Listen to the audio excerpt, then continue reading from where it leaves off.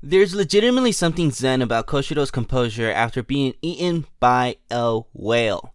As long as this little guy still has an internet connection, nothing else matters. A master of the process, a true legend. Welcome to the 5th installment of Writing on Digimon, Episode 5, The Holy Digimon.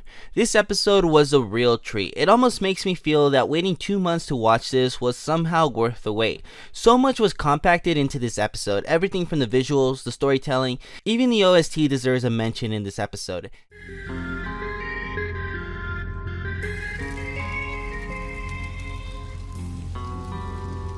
Everything and everything. Visual cues were there to indicate exactly what you should expect from this episode. There was a callback to the first few episodes, bringing the narrative from the first 3 episodes into the current one. This means that this new story arc in the digital world, or our wargame reimagining, was not standalone.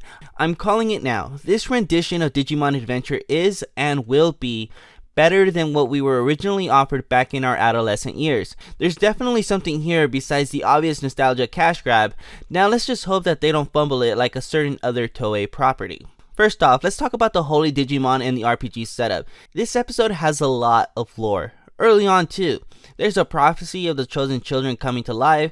There's the destination that our hero will need to seek out next. The chosen children are mentioned by title in this episode. But we also find out about the war from the past, good versus evil, good winning in the end but at a great cost, and the prophecy of the chosen children, walking the digital world with their Digimon to vanquish this evil. We get a glimpse of what the Mega Digimon from the team will look like, one that is obviously War Greymon, and the other that Biomon will become. Though I couldn't make out which one this will be, it was a nice added touch seeing the Digimon crying at seeing what they will become. It's like, when we grow up, we're gonna be so cool. I'm joking, of course, but it all serves to continue to set up this narrative from here on out, which is something that was required to do by now and would have been a mistake to put off any longer. If there was ever going to be an episode to set up the lore and move the narrative forward, it had to be this one, as this is the Koshiro episode. The thing is that we already know Koshiro, so it didn't need to spend an episode developing him as a character the way that it did with Sora and Biomon in the last episode, and how it will be required to do again next week with the introduction of Mimi and Palmon. It couldn't have done a lore dump in the first 3 episodes because they weren't in the proper setting yet for the exposition, and also it would have disrupted the flow of the narrative. Can you imagine Omegamon showing up and then there's a sudden lore dump of the prophecy between the chosen children? Of course, there was also setting up Yamato and Taichi and showing us Omegamon so that we can find out in this episode that Omegamon is the power beyond evolution. Now, I'm curious if this is something they're going to go as far as making everyone be able to fusion Digivolve, but that will remain to be seen.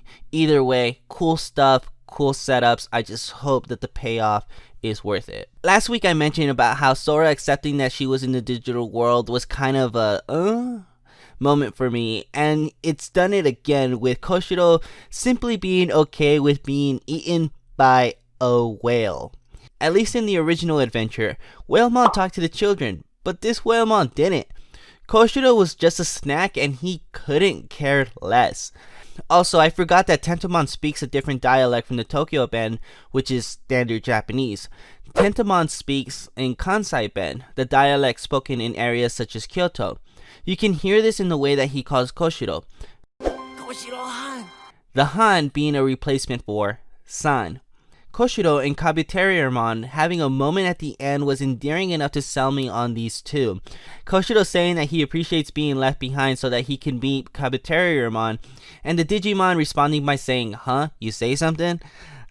I just hope we get so much more of this. Finally, I'm really into this idea of the chosen children finding themselves at the start of a war they didn't ask to be in. Not only that, the war being fought on 2 fronts, Koshiro in the net and Taichi and Sora in the digital world. The enemy Digimon who otherwise lay about passively being manipulated by a general Digimon in Sound Bergermon, who reports back to the head honcho in Devimon.